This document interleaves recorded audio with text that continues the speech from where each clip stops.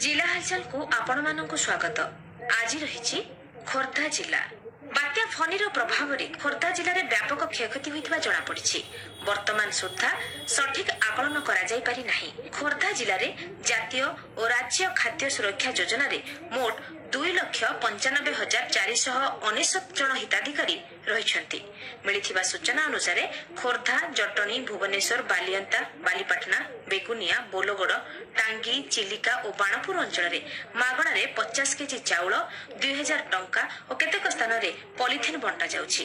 Funny प्रभाव में खोर्धा वनखंड में अनेक मूल्यवान गछ नष्ट होईछि। एशियार सर्वबृहत सागुआन जंगल बाणपुर बरबरा जंगल 20-30% गछ नष्ट होइथिबा बेले खोर्धार बरुणई जंगल में 80% गछ उपुड़ी जाइछि। वन विभाग सूचना अनुसार प्राय 12 कोटी टंकार गछ नष्ट होइथिबा जनापड़ी। फनी माड़े जटनी सहर और ग्रामांचल में व्यापक क्षयक्षति होइछि। बात्या फनीर बहुदिन बीती जाइथिले मध्य एपर्यंत बिजुली संजोग होई पारि नाही। पूर्व नौसेना अधीन भारतीय नौसेना पक्षर फनी बात्यारे प्रभावित लोकमानंकु रिलीफ बंटन करा जायछि। नौसेना पक्षर चिलिका तटवर्ती विभिन्न अंचल में रंधा खाद्य और पीवा पानी जोगाई दिया जायथिला। सेहिपरि भुवनेश्वर रे 9,000 लिटर पानी और 4,000 सुखिला खाद्य बंटा जायथिला। रिलीफ बंटन में अवहेला करी 3 जन सरकारी कर्मचारी निलंबित होइछन्ति। खोर्धा जिलापाल कार्यालय यह सूचना मिली। जिलार केतक संवाद आमर संवाददाता ठारू। खोर्धा जिले में रिलीफ बंटन में अव्यवस्था नहीं अनेक अभियोग होउछि। जिलार टांगी, बाणपुर और जटनी ब्लॉक में 50 केजी रिलीफ चाउल देवाई हिताधिकारी मानक अखा बाबद 20 टंका आदाय करा बेले टांगी और बाणपुर आण चाउल नियोग कहुच्छे। ए संपर्क में अभियोग करागला कौन कार्यानुष्ठान ग्रहण करा जाउना।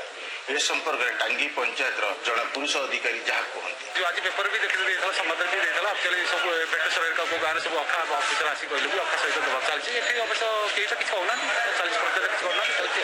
ये घटना पर जिला जोगाड़ अधिकारी भेटला से जहाँ कहते खोर्धा जिलार कार्डधारी आलटमेंट 2,156,50 आसला। गतकाल सुधा 73,035 आम फेडब्याच समय पहुंची देचु। सत्वे चाउल बंटन करने जो 80,448 क्विंटाल आम गतकाल सुधा बांटी देचु। 50 किलो चाउल मागण देवाई आम निर्देश आसी जेहेतु ये किणा पड़ूना से आम समस्त विधिवत भाव कहीचु अखा सहित 50 किलो दे दिंतु। गरीब लोक मैंने बहुत निर्यातित होती समय अखा पैसा मागे खोर्धार आम नोटिस को नजर को आसला पैसा फेरिया भी आम कहलु। बर्तमान शुणुची टांगी व्यवस्था विरुद्ध सरकार नियम अनुसार कार्यानुष्ठान ग्रहण करे।